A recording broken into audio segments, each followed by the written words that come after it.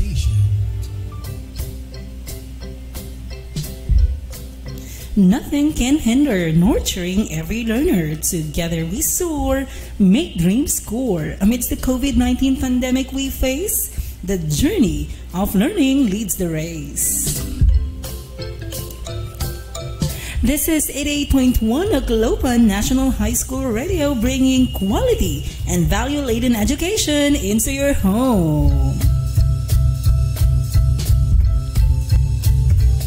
Time check mga higala, it's 9:26 in the morning. It's another beautiful Wednesday morning. Kumusta man nga to ang Miyerkules sa kabuntagon mga kahigalaan? I'll be your teacher DJ for this very hour, Teacher Z-I-N as in Zin Rani Bacos. Makauban na po din nyo karong Miyerkules sa buntag to give you quality learning and lesson in English.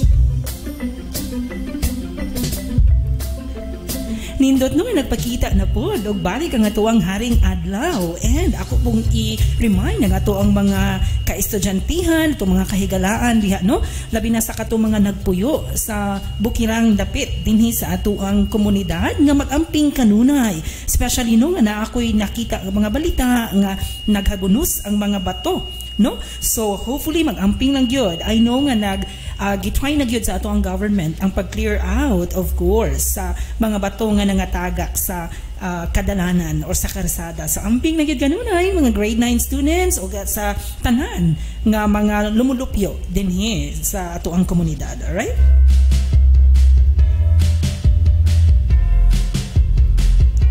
And yes, since it's another beautiful Wednesday morning, please be with me as I give you lesson, mga pagtulunan, of course, subject na English grade 9. I'll be your partner in exploring the wonders of English. Muna no nga basta Miyerkules sa bunta gani mingon gayon ta nga English is fun. So let's explore together the wonders of English.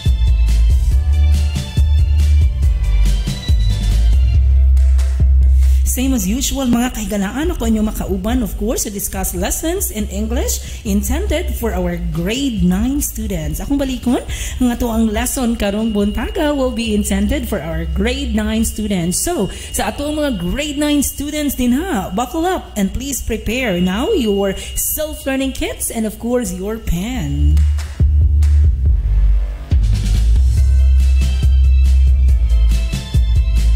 Sige, tagaan ta mo gamay nga higayon mga kaigalaan, no? Especially sa mga grade 9 students din ha, to get your self-learning kits in English grade 9 before we will start our lesson here at 88.1 JNHS Radio.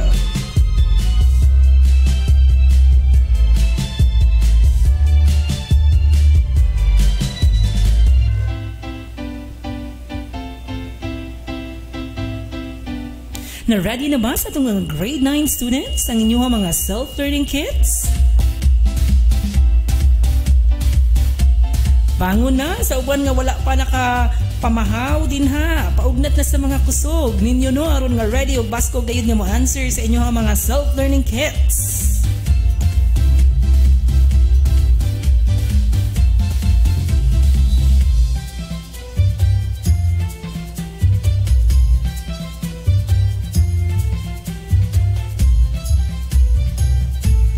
Alright, I believe our grade 9 students are already prepared and ready to learn. And of course, nang hinaot po ko nga to mga estudyante din ha, nakalingkod na on a comfortable area kung asa mo mas komportable no, na mo answer sa inyong mga self-learning kits.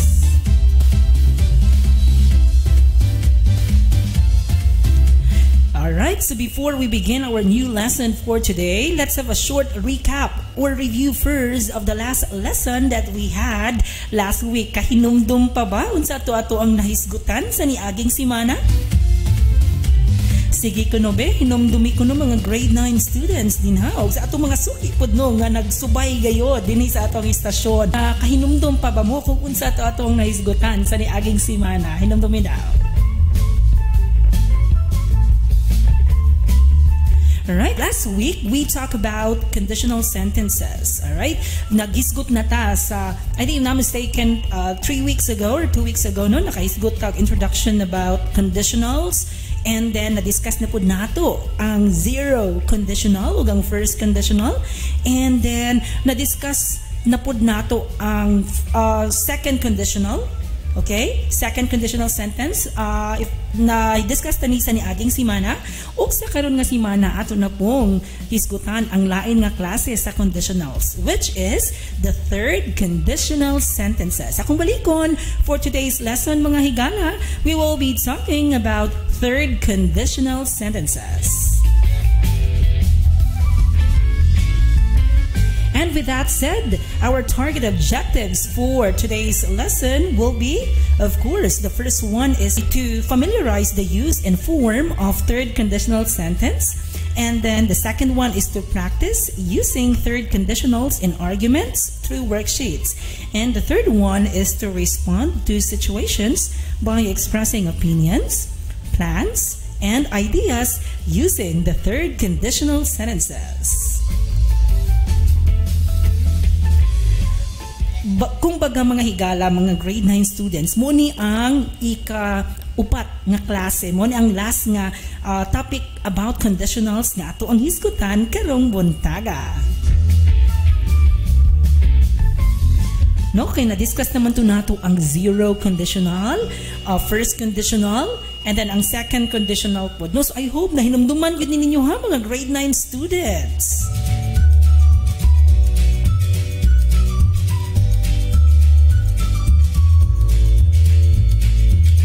And since we're able to review already our lesson from the last weeks, of course, let's jump on to our topic, our focus for this morning. We will be talking about the third conditional statements or third conditional sentences. When do we use the third conditional sentence? Okay? We will be using the third conditional sentence if kanus aman. Number one, if it talks about the past, particularly unrealistic actions in the past. Okay? So magamit ta ani kung magisgot ta og panghitabo. Nga nahitabo, of course, sa mga niaging panahon. But wala di siya realistic. It is unrealistic.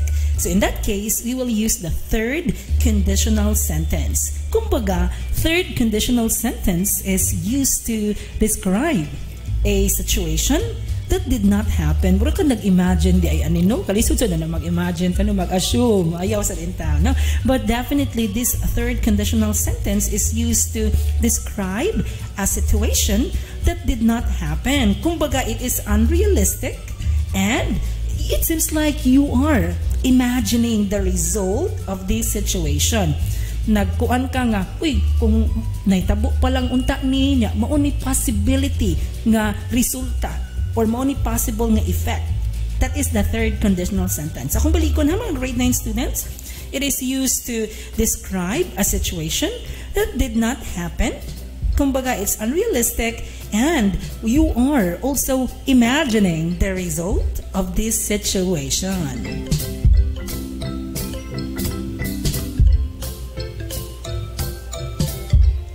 I have an example sentence, okay? So the example sentence is, if I hadn't eaten so much, I wouldn't have felt sick. Akong baliko ng example sentence, if I hadn't eaten so much, I wouldn't have felt sick. Nakita ba ninyo mga grade 9 students sa inyong self-learning kits? By the way, it's found on the page 3 of your self-learning kits. I hope you are following. I'll repeat the example sentence. If I had eaten so much, I wouldn't have felt sick. There is an explanation, okay? The first action, eating too much, did not actually take place. Kumbaga, wala di ay ninahitabo. Okay? Wala kang nag-imagine lang.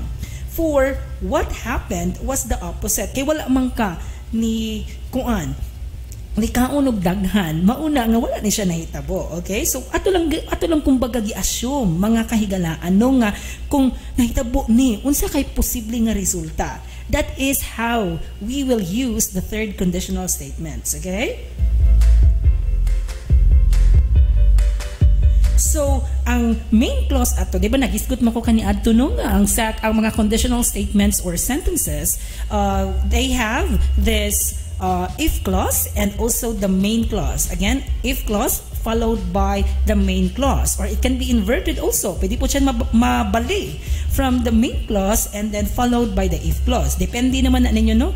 Whichever pattern you will use, as long as the usage is correct, then okay ra po na siya. Now, in this case, the main clause here is I wouldn't have felt sick. Akong balikon, the main clause is I wouldn't have felt sick. Sa kaning situation, ang possible nga result is mura kag nag-imagine sa posible nga consequence. Unsa kay posible nga mahitabo kung nikaon kag daghan atong panahon na nga imuhang gi-imagine or imuhang gi-assume, okay? So, dili unta ka. Masakit kung wala lang kanikaon og daghan, okay? So, muna siya ang explanation ato nga sentence nga if I hadn't eaten so much, I wouldn't have felt sick, okay? And mga higala na apoy lain nga gamit kining third conditional sentence. It is also used to express regrets, describing things and actions that did not happen, or action we wish could change in the past. Muratag nagkuano nga, Loy, kung at kani pa lang unta atong gibuhat, no? Muratag nag-wish nga maunta ni mahitabo kung ato pa lang ning gibuhat kani adto pa lamang. That is how we will use the third conditional sentences. I hope nakuha din na no mga grade 9 students. Ako lang i-highlight nga kato, di ba? Nagisgot ta kani adto nga kani mga zero conditional, mga mahitabo gyud ni very realistic. Mao ni bali, mao ni opposite sa zero conditional sentence. Ang third conditional kay nahitabo siya or imong gi-assume nga nahitabo ni kani adto and dili pud siya realistic. So it's very impossible nga mahitabo. All right? And then nagisgot po dato no katong first conditional and then second conditional. Muna sa first is grabe gyud sa zero conditional is posible gyud siya nga mahitabo. And then sa first conditional is nanay possibility, dako ang tsansa. And then sa second conditional, quite, unlikely to happen. So gamay ra siguro ang tsansa nga mahitabo. And then sa third conditional, wala na gyud. Very unrealistic. Okay? Di gyud siya, imposible gyud siya nga mahitabo. Samot na nga imo nang gi-imagine or nag-wish lang ka nga kung imo nang gibuhat mo ni mahitabo. Muna nga mo gamit ha sa third conditional sentences. Alright?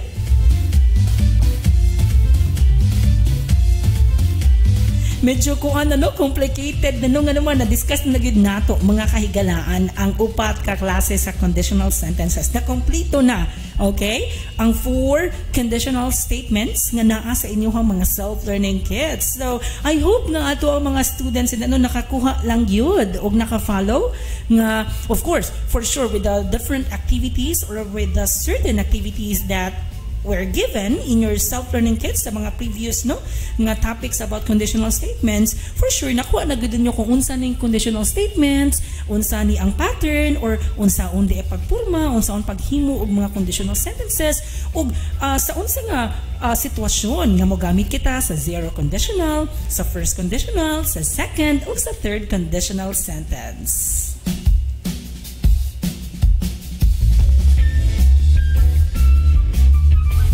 Natin na example din yung mga kahigalaan. If there hadn't been so much traffic, we wouldn't have missed our flight. Okay, no? Kung wala palang untay traffic, so di yun na unta nimo ma-miss ang inyong flight. Sa unta man traffic man kaayo. But in this case, wala kag nag-wish, no? Nga kani siya mahitabo unta if maupod ni siya ang situation nga imong gi-assume nga mahitabo. Okay? Another example, she would have become a teacher if she had gone to university. Uy, kuyaw sa anino nga ma-teacher lang siya kung dito siya nag-eskwela sa university. Di man pud siguro sa tanan, no? Nga naman po uban pud no nga na teacher gyud. Depende ra gyud siguro na mga higala sa pagpaningkamot, no? Kay naay magyud kag mga gipaningkamutan sa ato ang mga kinabuhi, no?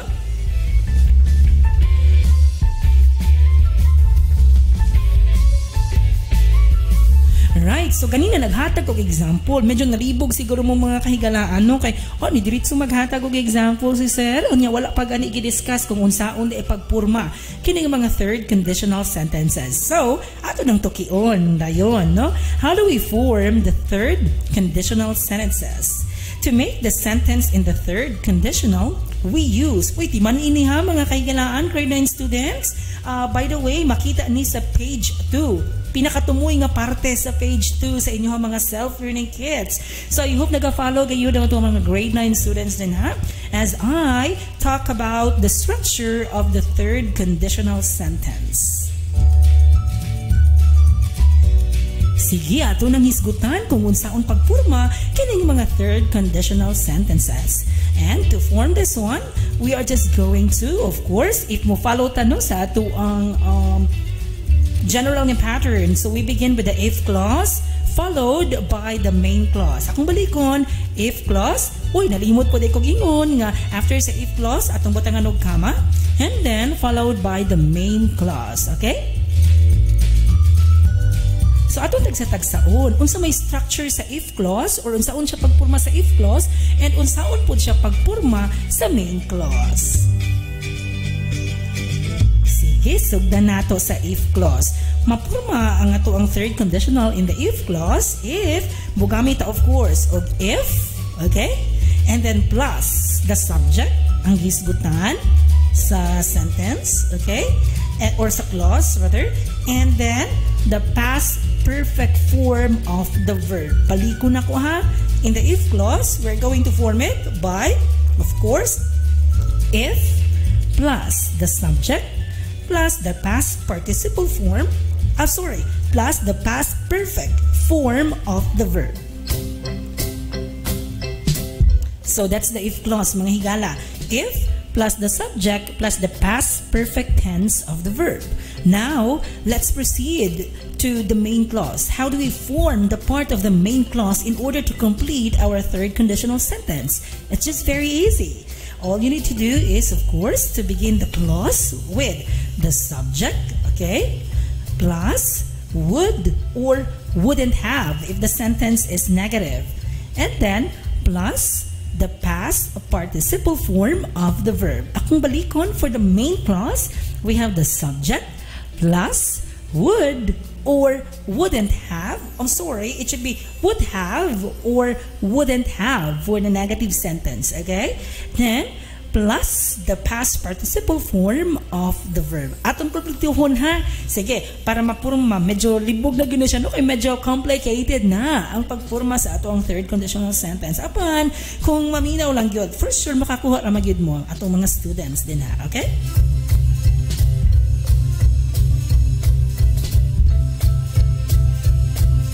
Alright, so I will repeat the structure in forming the third conditional sentence. For the if clause, we have if plus the subject plus the past perfect form or tense of the verb, comma, for the main clause, subject plus would have or wouldn't have if the sentence is negative plus the past participle form of the verb.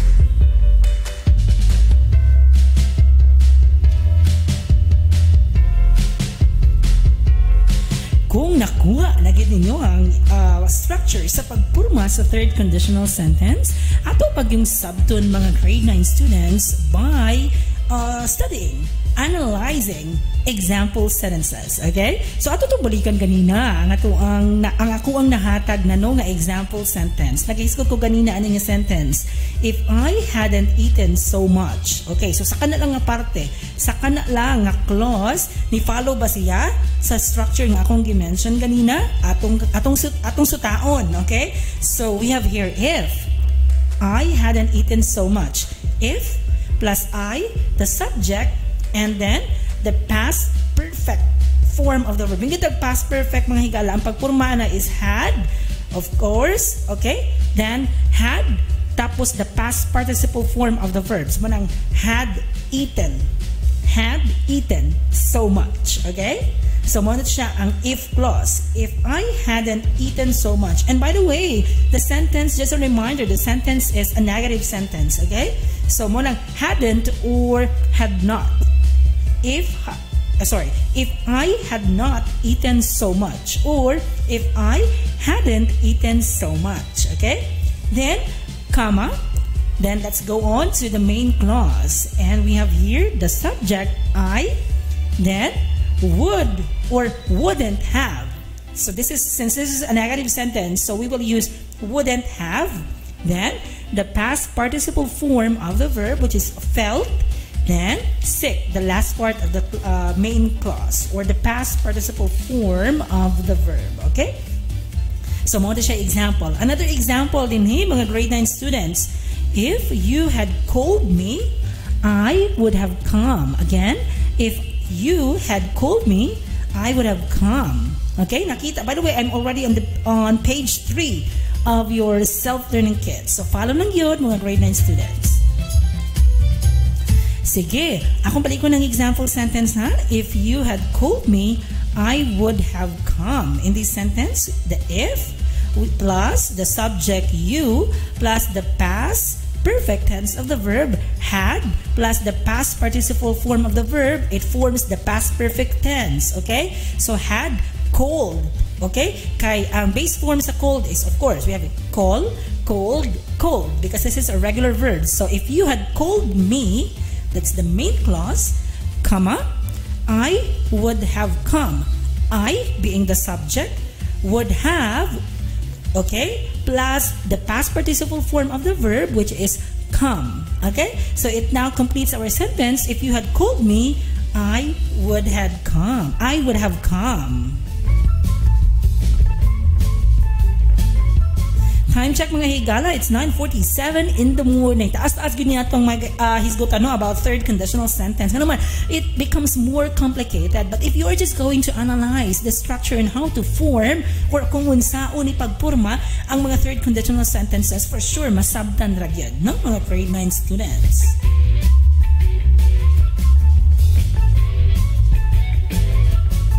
By the way, of course, nag-mention man gyud ko ani kanunay mga grade 9 students no nga pwede po nato balihon, or we can just use the inverted form of our conditional statements. Unsa nang pasabot, unsa may pasabot na ko ana nga magsugod ta una sa main clause followed by the if clause. Pwede po na siya mahitabo. Diba generally we just use the if clause, comma plus the main clause. Then pwede po nato in an inverted way, so we begin with the main clause followed by the if clause. Okay?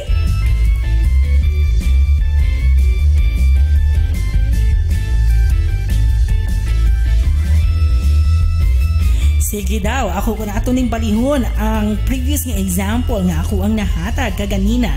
So if you had called me, I would have come. So simple ra kaayo oy kung akong balihon, it will become I would have come if you had called me. Walay na usab. Ato lang i-change ang placement or ang arrangement sa ato ang clauses. Okay? So again, kung akong i-invert ang ato ang original third conditional sentence, it becomes I would have come if you had called me. Alright? Nindot ka, yun kay naghan na kay tang nahisgutan or nakatunan ng mga conditional statements. Nagpasabot lamang ka na, no? Nga, kamauna ta, mo bana-bana sa sitwasyon kung sakto ba ang pagpurma or kung kanibang sitwasyon, posible bang mahitabo o unsaon mo pagpurma, unsaon mo pag-structuralize sa imuhang sentence.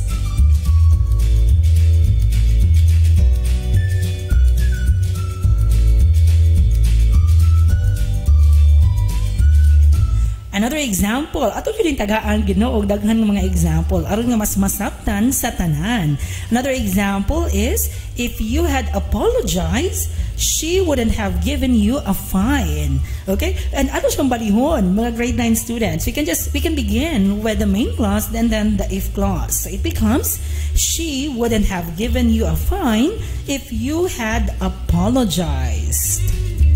Muna no nga mo say kitag sorry. Ang lesson nato mga higala is magkaton gyud ta sa pagpangayo og pasensya or dispensa if in case na may mga butang nga dili ta magkasinabot sa isig usa. So mangayo gyud tag pasaylo. No nindot ato ang topic no kay makakuha po ta og moral lesson kumbaga.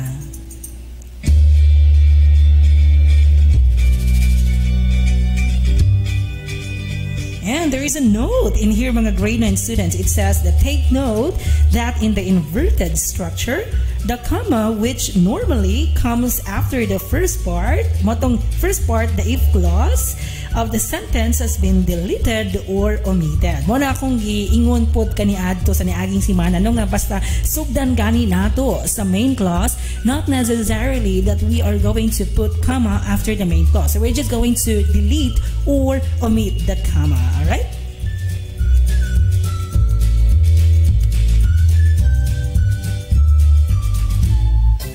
I hope mga grade 9 students mas naatagan mo og kalinaw on how to form or structuralize third conditional statements or sentences.